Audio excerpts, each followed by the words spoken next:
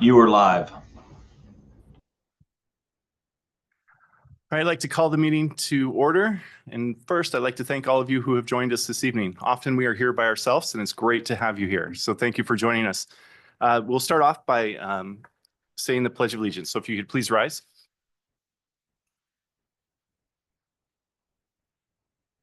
I pledge allegiance to the flag of the United States of America and to the republic for which it stands, one nation, under God, indivisible, with liberty and justice for all. Thank you.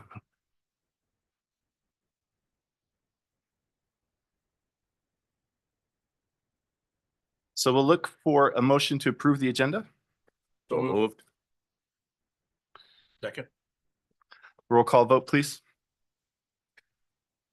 Commissioner Nelson, Yes. Commissioner NC, Yes. Commissioner Wilsey, Yes. Commissioner Sudich, Yes. and Chairman Urbina. Yes. And the next item on the agenda is recognitions. Chief Meyer.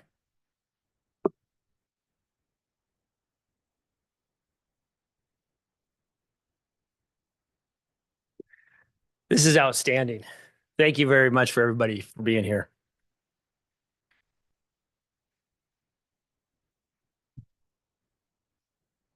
Good evening.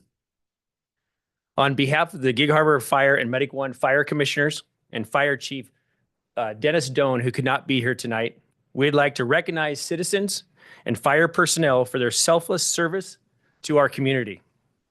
I'm Todd Meyer, Assistant Chief of Operations, joined by Assistant Chief John Johnson, Assistant Chief Scott Booth, Assistant Chief Perry Oldenburg, Battalion Chief Nick Langlow, and assisting us tonight is Administrative Assistant Lisa Schroeder and Patty Vivian. They will be assisting presenting these awards to the recipients. Battalion Chief Nick Langlow will be presenting a Citizen Heroes Award to Sandy and Billy Watson for their service to others. Can Sandy and Billy Watson please step forward? BC Langlow.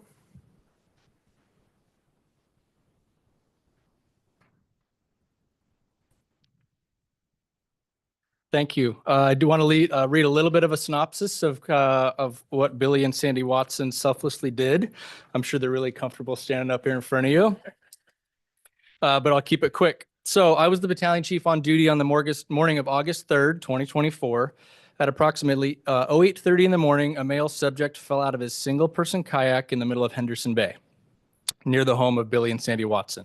The male subject was approximately 70 years old and dressed in jeans, tennis shoes, and a fleece layered top. The male subject did have a personal flotation device on at the time he fell out of his kayak, and he also had a cell phone in a dry bag around his neck. He was able to summon 911 on his own behalf and ask for help. The male subject indicated to Firecom that he was physically unable to get back into his kayak and he was too cold and too tired. A full water rescue dispatch was initiated by South Sound 911 that included our Gig Harbor Rescue Swimmers, West Pierce Fire and Rescue's Fireboat Endeavor, Tacoma Fireboat Destiny, the Pierce County Sheriff's Office, the United States Coast Guard, District 16, and unbeknownst to us, Mr. and Mrs. Watson. The weather that morning was unseasonably cool and windy. There was a light mist in the air, as well. Needless to say, the weather was not the most conducive to an extended stay in the water. In addition to the 911 call placed by the victim, a homeowner on Purdy Drive also saw the kayak and kayaker in the water and called 911. The second reporting party was unable to provide any assistance toward the rescue, so she began calling neighbors who may be able to help. Engine 56 arrived on scene and initiated an attempt to get eyes on the subject. I arrived on scene, established an instant command post on Purdy Drive, and our Rescue 58 swimmers prepared to deploy. We got eyes on the kayak and the kayaker, who was approximately 700 yards offshore. Mr. and Mrs. Watson were contacted by the neighbor because their private boat was in the water. They immediately made their way to their boat and set out to the location of the kayak. Mr. and Mrs. Watson indicated that from a distance, the kayak looked like a log or piece of debris in the water. Mr. and Mrs. Watson transported the victim to the Purdy boat launch, where he was transferred to our units for medical attention. Mr. and Mrs. Watson then returned mid-channel to retrieve the victim's kayak and bring it to our units on shore. I was the first to make contact with the victim, and he was completely soaked, cold, and shivering. The victim indicated that he was in the water for what he thought was about 45 minutes. The victim was only able to ambulate with assistance. I handed the victim off to Medic 58, who initiated patient care. The victim was transported to St. Anthony's Emergency Department for further evaluation. The actions by Mr. and Mrs. Watson were both selfless and heroic, even though I'm not sure that they would think of it in the moment. I'm confident that such actions were a direct contributor to the positive outcome. These actions make me both proud and humbled to serve this amazing community. That's a little bit on the event. And so got a couple certificates and pins here. I'm going to read from one of the certificates. Proudly presented to Billy Watson in recognition of your extraordinary act of courage and selflessness in saving a fellow human life. Your bravery, quick thinking, and unwavering determination exemplify the true spirit of heroism. Your dedication to the preservation of life is to be commended. Signed by Assistant Chief Todd Meyer.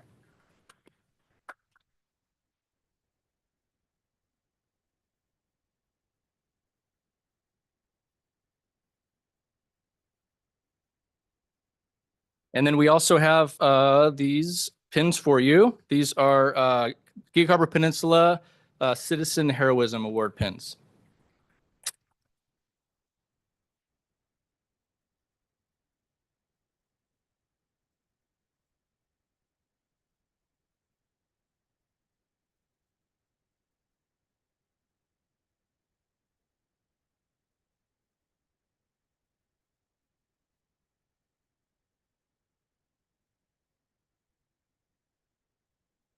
Our next award. The Charles Chuck Elliott Award is in memoriam honoring Gig Harbor Fire and Medic One's chaplain, Chuck Elliott. Chuck Elliott was a volunteer chaplain for our organization until his death in 2015. He and his wife, Jo, would often spend countless hours supporting people in need and assisting firefighters. Jo, his widow, is in attendance tonight. Can we have a round of applause for Jo and Chuck?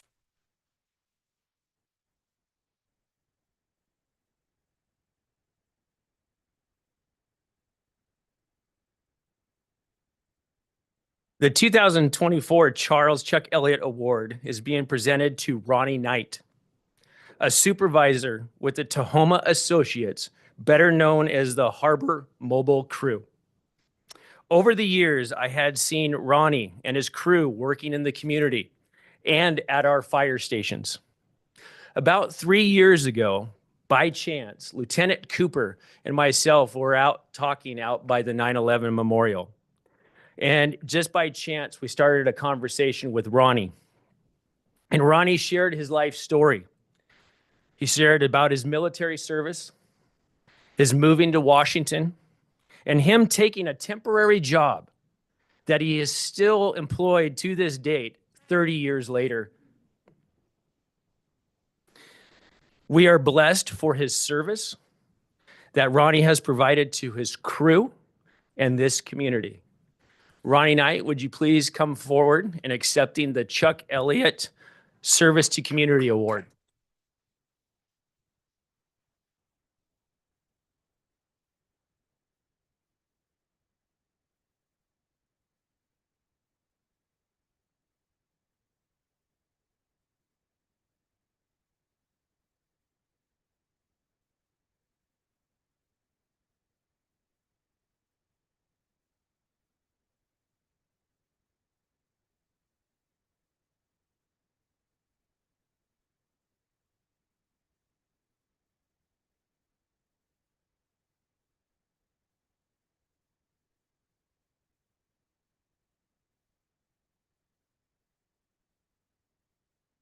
The next award being presented is the Chief's Medal, which is being awarded tonight to firefighter Carissa Wagner.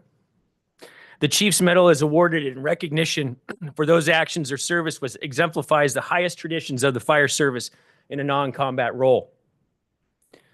Carissa was nominated by her crew for her selfless act of donating an organ to her best friend, Shantae. Gig Harbor Fire is grateful for your sacrifice so another human being may live. Krista, would you please step forward?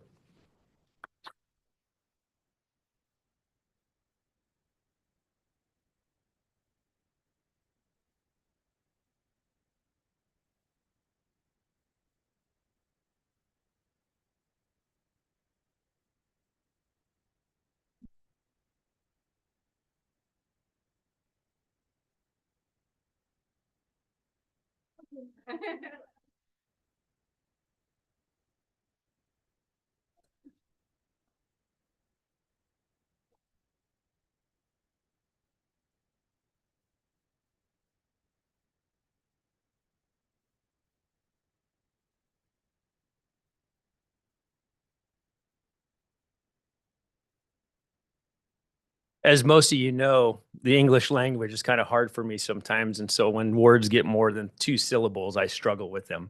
So this next award tests me sometimes. So the next award is being presented is the Meritorious Award. The Meritorious Award is awarded to the fire department personnel for their actions taken during an emergency incident, which are consistent with the highest standards of the fire service and which are deserving of honor and esteem. This award is being presented to the following personnel for their actions and care responding to a 17-year-old that was in cardiac arrest secondary to a possible drowning and electrocution on May 2nd, 2024. The following personnel are being awarded this award, presented this award tonight. Engine 51, Lieutenant Martin. Firefighter Cook, Firefighter Collins. Engine 52, Lieutenant Nicholson, Firefighter Bracken, Firefighter Truckee, Medic 59, Paramedic North, and Firefighter Mosley, Battalion 51, BC Voigt, and Chaplain Rudd. Because of these actions and care, she was able to enjoy her 18th birthday, graduate from high school, and continues a full recovery to this date. So one by one, what I would like to do is have these personnel come forward. Lieutenant Martin, please come forward.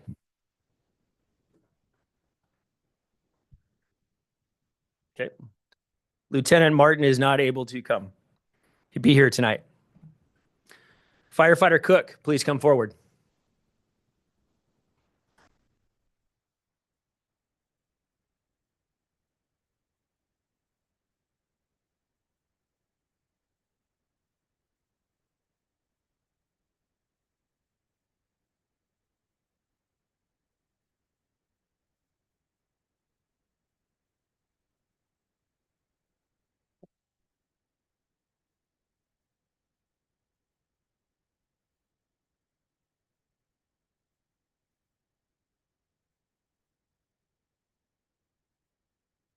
Firefighter Collins, please come forward.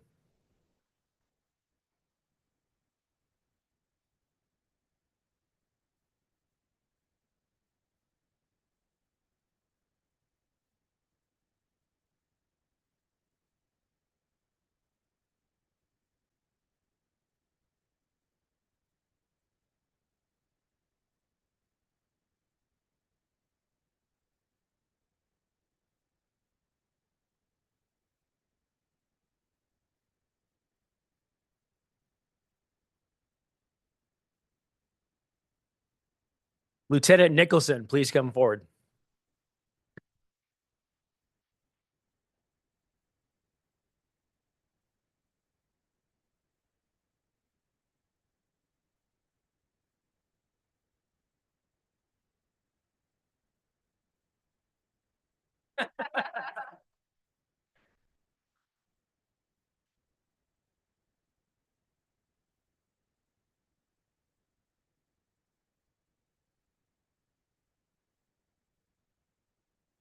Firefighter Bracken, please step forward.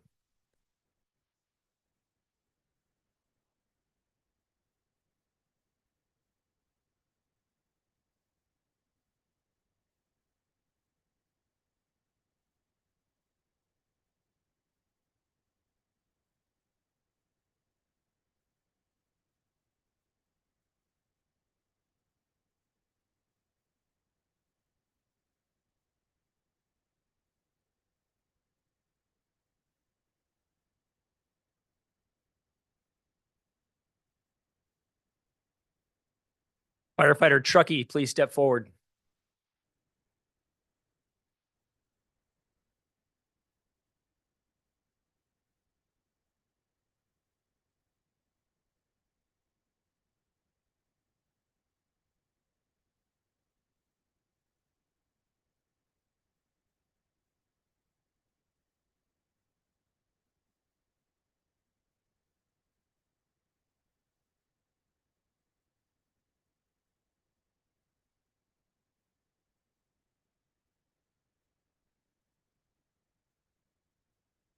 Paramedic North, please step forward.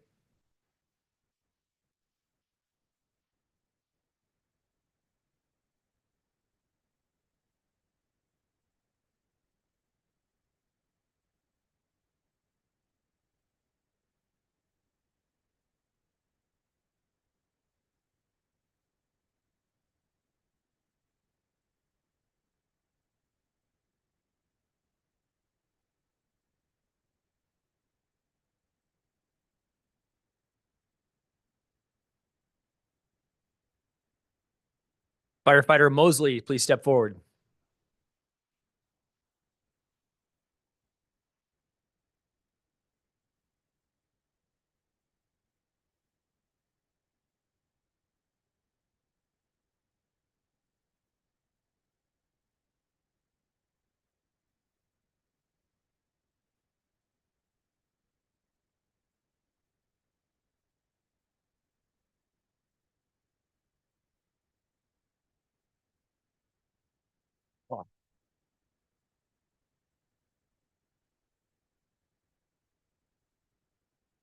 Battalion Chief Voigt, please step forward.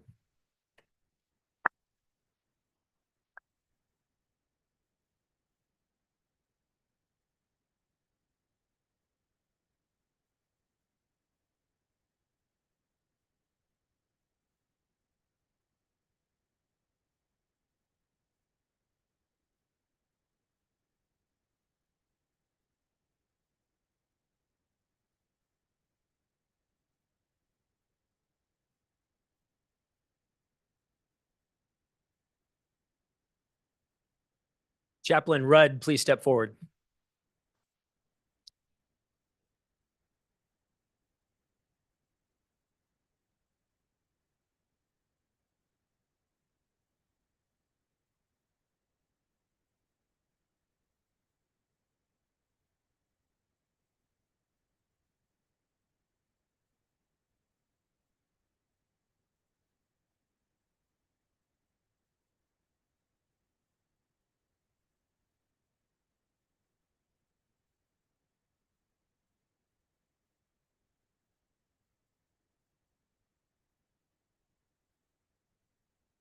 The last presentation that we're going to be given tonight is a long-standing tradition of Gig Harbor Fire and Medic 1, Pierce County Fire District 5, which predates me of over greater than 30 years of service to this community, and it probably goes back over 40 years of tradition in this great organization of ours, and I hope it continues past me.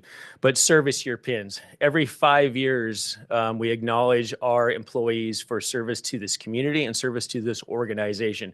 And it is in great tradition to honor two people tonight for their service pins. Joe Arvina, Commissioner Joe Arvina, for 5 years of service to Gig Harbor Fire, Medic 1.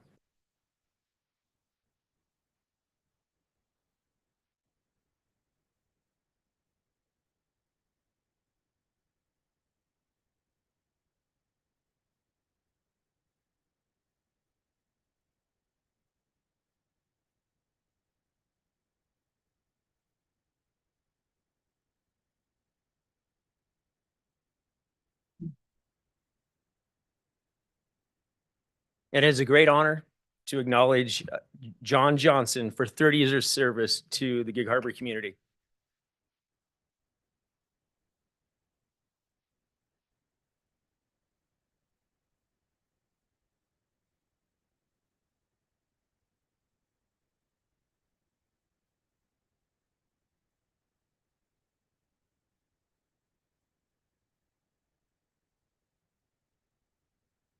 This concludes our presentation ceremony. Actually, no, it doesn't.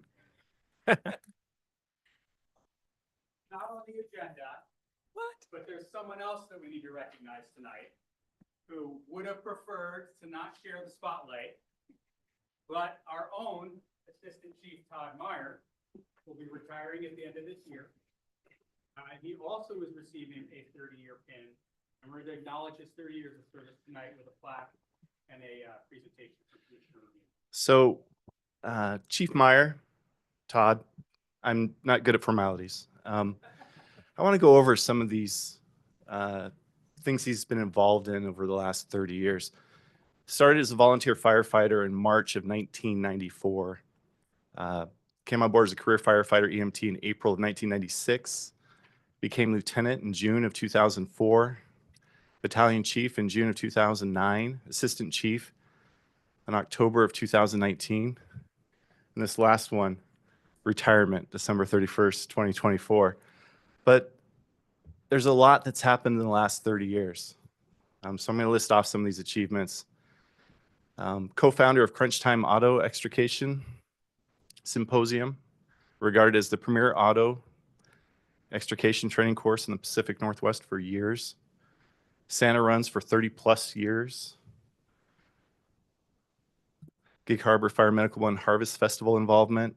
Member of Rotary. The wrong one, but he is in Rotary. So that's okay. Yeah. 7 o'clock, I'm still battling kids. Instructor with Pierce County Department of Emergency Management. Former instructor for Bates Technical College's fire program.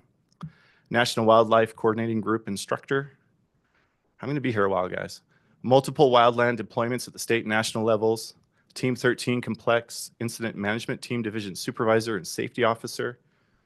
Incident Management Team Division Supervisor and Safety Officer. Western Washington Type 3 All Hazard. Pierce County Type 3.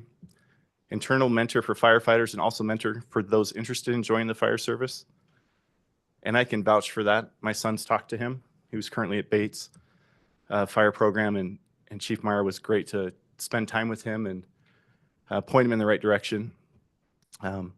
Over 30 years of dedication, commitment, and loyalty to Gig Harbor Fire Medical One and the citizens of Gig Harbor. So on behalf of the citizens of Gig Harbor, I thank you for your service and hope you have a wonderful, well-earned rest in your retirement.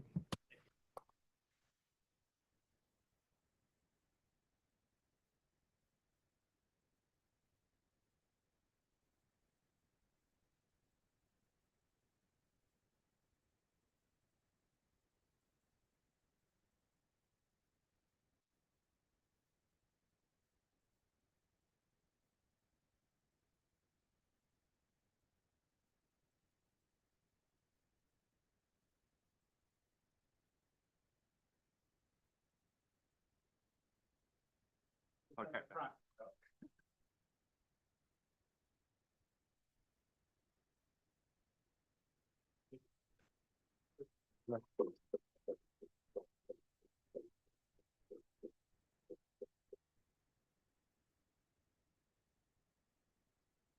And now we will take a short recess, and we'll come back in 15 minutes or when we're ready.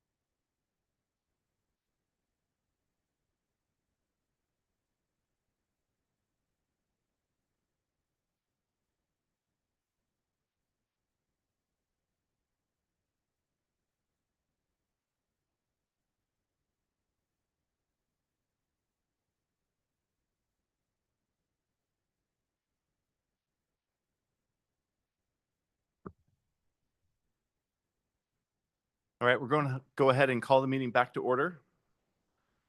And we'll start on item 5 of the agenda. Any upcoming commissioner absences? Okay, seeing none. Any communications? I didn't see any communications in the agenda. Is that correct? Okay.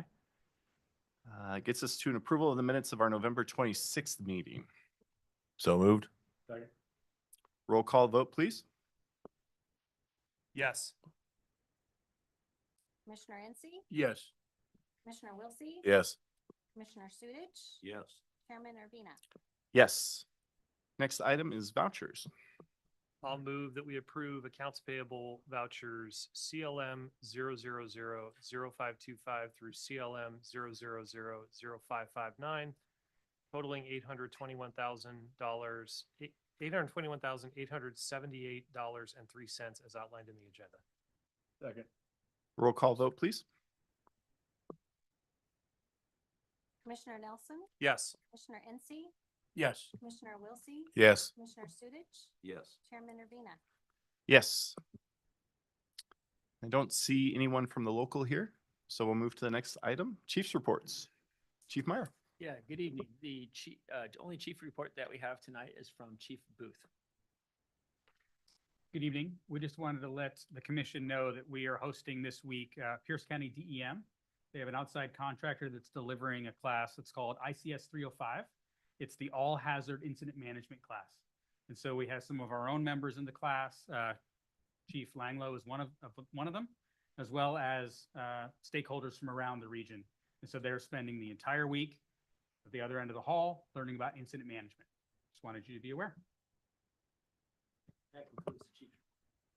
Thank you.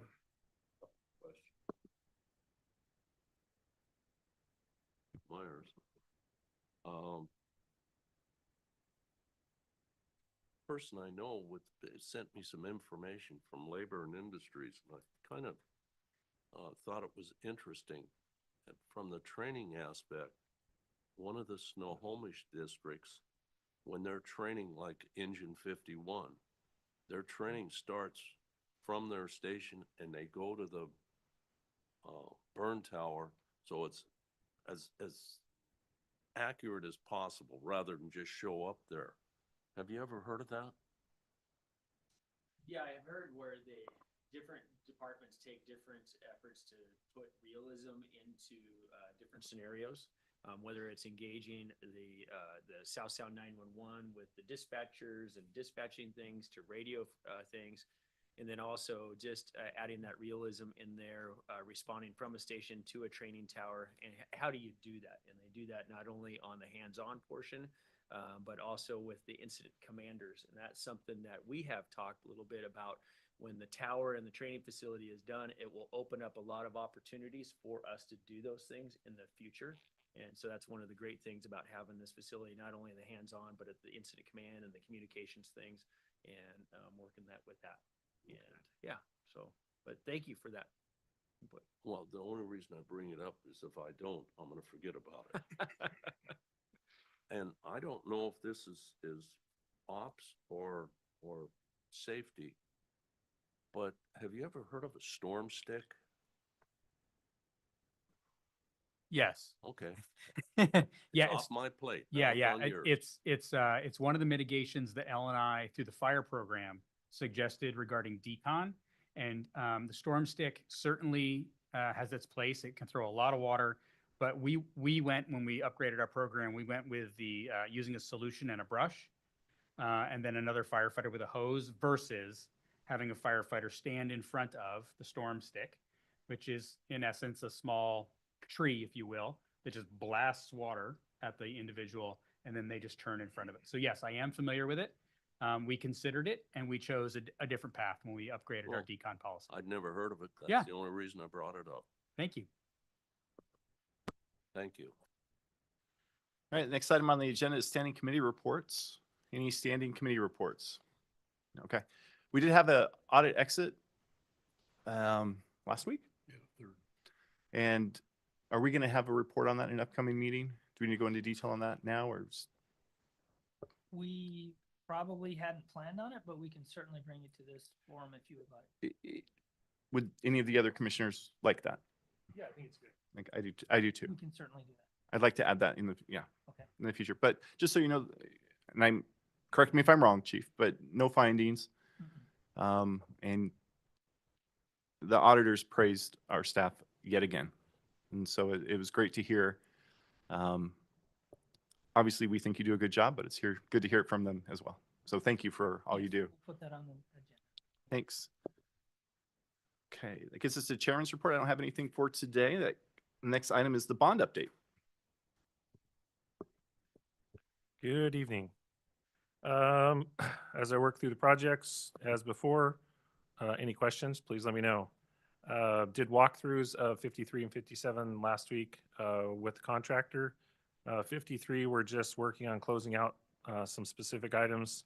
There will be a delay on a few of the items just because of long lead time from the contractor and industry. So we'll be waiting on those. As soon as I get the building back, it'll get turned over to logistics so they can start their process of moving everything back in. We've started that slowly as we weren't in the way of the contractor, but it's still going to take a little while to do that. 57, they had, I think, I couldn't remember if it was the last meeting, but we had an issue with the cold weather. They have to actually heat the concrete slab to put down some flooring. So we had space heaters in last week that were heating the floor, and they were going to put the flooring down as soon as it reached the temperature. 57 is right on track to be finished here in the next couple weeks as well. Training campus progressing as along the schedule as it should. Next Monday, starting bright and early, will be the 400-yard concrete pour for the putting of the tower. I did remember this time to forward to the commissioners just the update that I get at the end of each week. It's just some pictures and kind of what's going on. Also attached to that email is a 3-week out schedule. So it just keeps all of you a little bit informed of what's going on down there. So Station 50, we did receive, inquired to the county last week.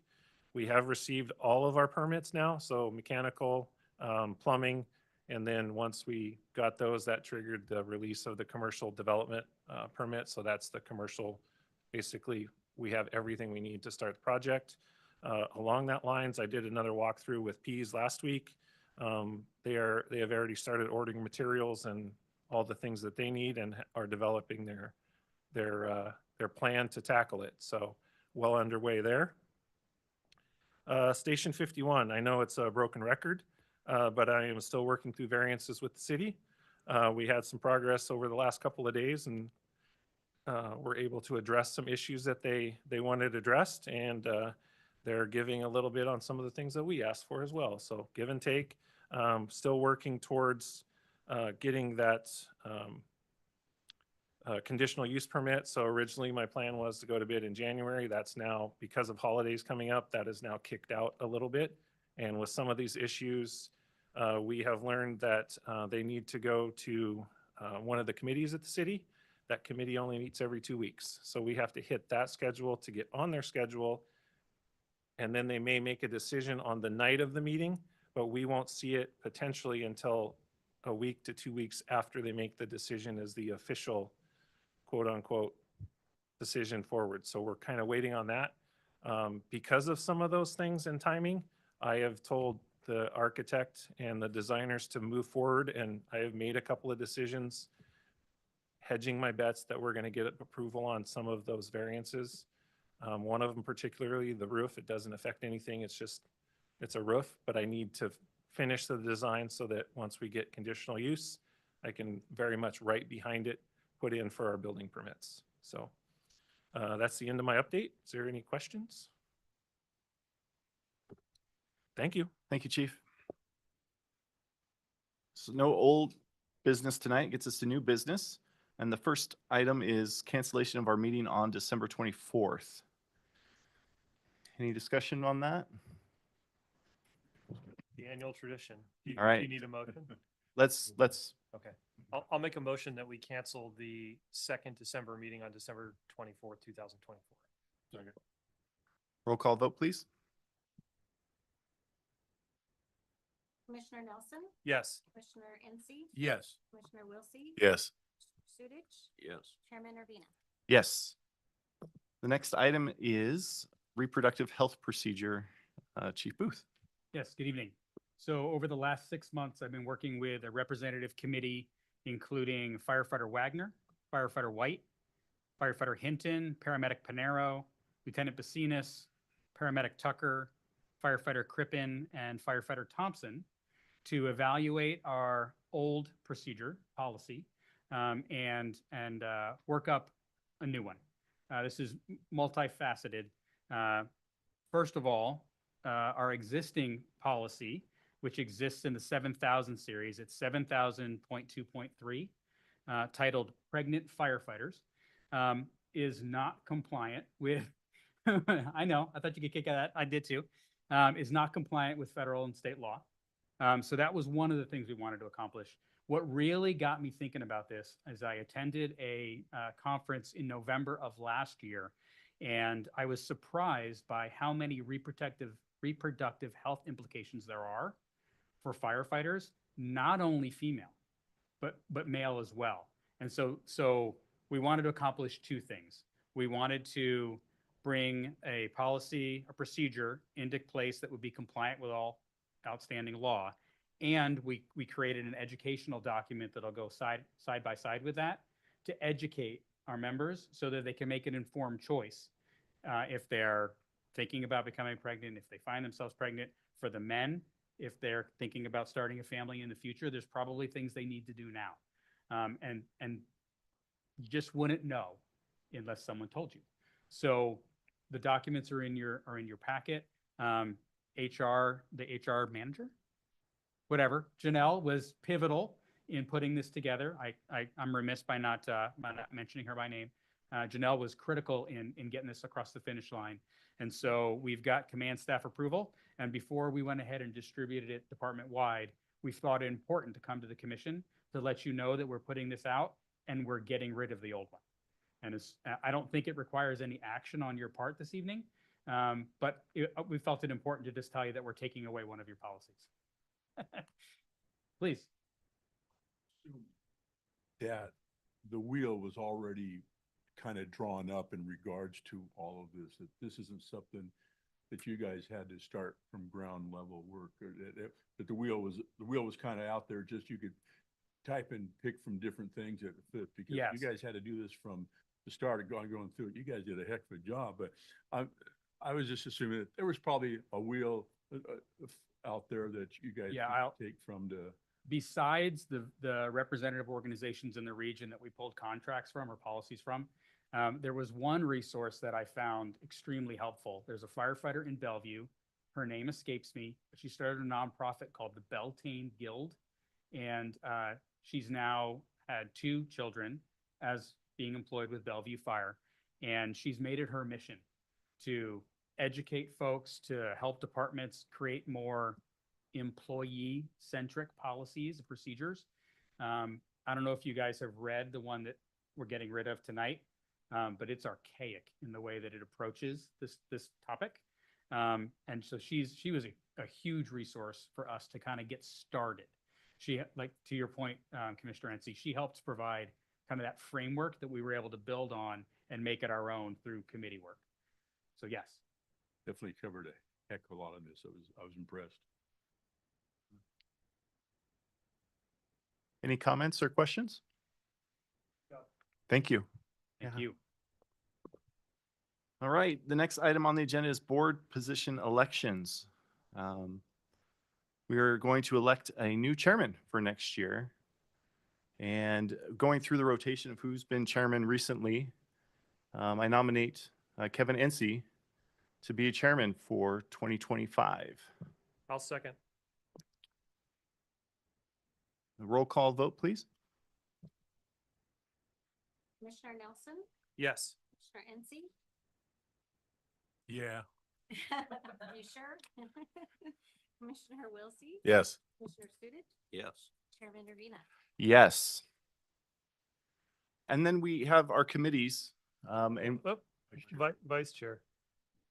I'll Typically, what we've done in the past is the outgoing board chair is the vice chair. So I'll nominate Joe Urbina to be our vice chair in 2025. Second.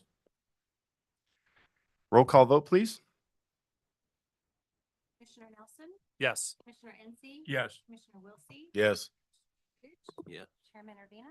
Yes. All right. In your emails, you should have found the document with our committee assignments.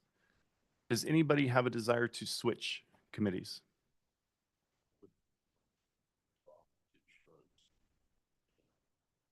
There's no objection. Sound like Froggy did nothing. Objection. Like to go on. Labor. So we've got two, I believe that's Alex and Kevin, is the Labor Management Committee. Do any of you want to step down from that? I hadn't planned on it,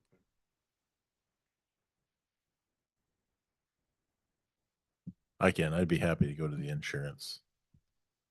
Okay. Be fantastic. Anybody want any other assignments or would like to switch up? I like the ones I'm on. I have no need to change. I'm fine. Okay.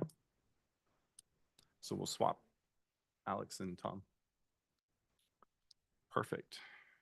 Okay, next item is open public comment. State your name for the record and you'll have 3 minutes. I'm not seeing anyone present. Is there anybody online? If you're online, please raise your hand and we'll bring you into the meeting. Okay. Any good of the order? I've got something. I'm going to preempt Todd and talk about him before he has a chance to talk. So I next Friday, which is your sort of going away party, I have a work commitment I cannot get out of, so I won't be able to make it. And I just wanted to congratulate you on your retirement. And I think about during the time that I've been a part of this organization, you know, the gratitude that I have for you, the kindness that you've shown me, the fact that on a 4th of July, when you've got a million things going on and your busiest day of the year, you're willing to let me come do a ride along, and you and I drove around together and, you know, just talked, and you provided me wildland policies over the years that I read. And I just really appreciate you and what was said about you earlier tonight. I just want to echo it because unfortunately I'm not going to be able to be here next Friday. So congratulations on your retirement. And I'm grateful to have had the opportunity to know you. Well, thank you. And if I can address the board, one of the things that I would like to acknowledge is just thanking you for over 30 plus years of support coming onto this organization with Assistant Chief John Johnson in 1994. TJ Teeple was instrumental in starting me in my fire service career. So I wanted to acknowledge Lieutenant TJ Teeple in starting me in this business. The other one that I would like to acknowledge is Fire Chief Larry Claiborne. Larry Claiborne is who hired me back in 1996, and I'm very appreciative of Larry and him hiring me and taking a chance on me. Then the last person that I would like to acknowledge is Fire Chief John Burgess for promoting me not only to battalion chief, but also to the assistant chief that I'm currently am right now. So I'd just like to acknowledge Chief John Burgess for that. And then, like I've said before, I just like to acknowledge the board and the community for over 30 years of support for my effort in serving this community.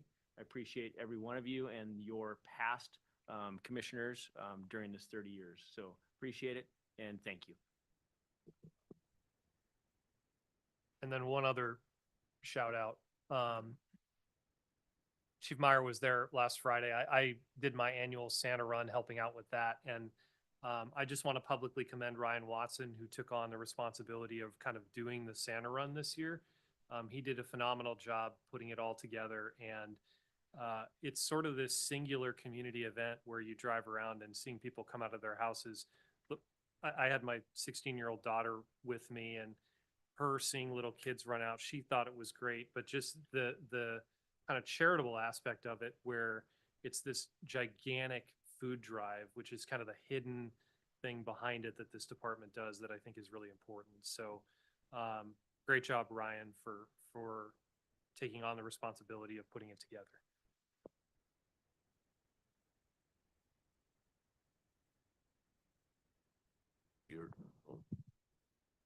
I'm low tech. Several years ago, I was Santa on a few of the runs, and you want to talk about an ego boost. Holy criminy, I wasn't treated like that by my own family. I mean, these little kids are just, and I'm going, this is pretty cool. I must be somebody important. And it was fun. Unfortunately, I'm getting too old to climb in and out of those engines. That's all.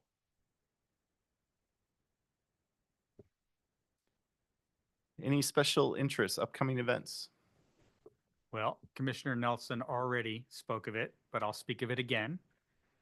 Friday the 20th, 3 p.m. here. We hope to see most of you, if not all of you, with the exception of Bryce, to celebrate Todd. And it'll be a good time. It's going to be a packed house, I'm confident. But we'll see you there. Absolutely. All right. We'll now adjourn the meeting. Our next regular meeting will be held on January 14th at 5 p.m. Thank you.